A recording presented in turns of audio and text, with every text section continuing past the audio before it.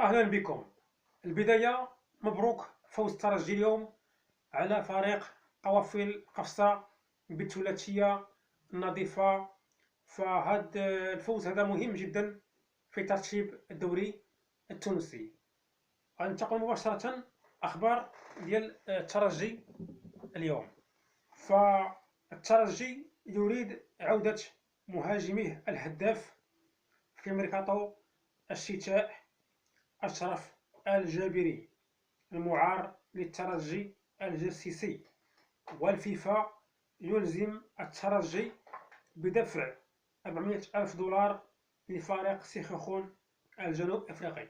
تفاصيل أخرى تفضلوا بالبقاء معنا.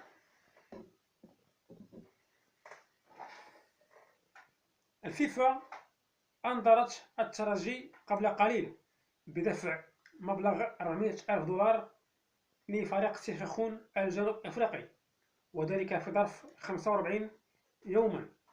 هذا المبلغ اللي ملزوم على الترجي بدفعه فهو متعلق بمستحقات بيع اللاعب إلياس موكوانا لفائدة الترجي. يعني 45 يوم تكفي الترجي أن يدفع 400 ألف دولار لفريق سيخوخون الجنوب أفريقي. الترجي يريد عودة مهاجم الهداف أشرف الجابري، واللي تم إعارته لفريق الترجي الجرسيسي، وترغب إدارة الترجي في التعاقد مع اللاعب أشرف الجابري، وذلك لتعويض اللاعب رودريغيز اللاعب المصاب واللي غيغيب لمدة 4 أسابيع عن الترجي. فنتمنى أن اللاعب يجي، فهو يعتبر من أحد اللاعبين الجيدين في الدوري التونسي، ويعطي إضافة أكيدة لفريق الترجي في ميركاتو الشتوي المقبل، غيكون يوم 2 يناير المقبل.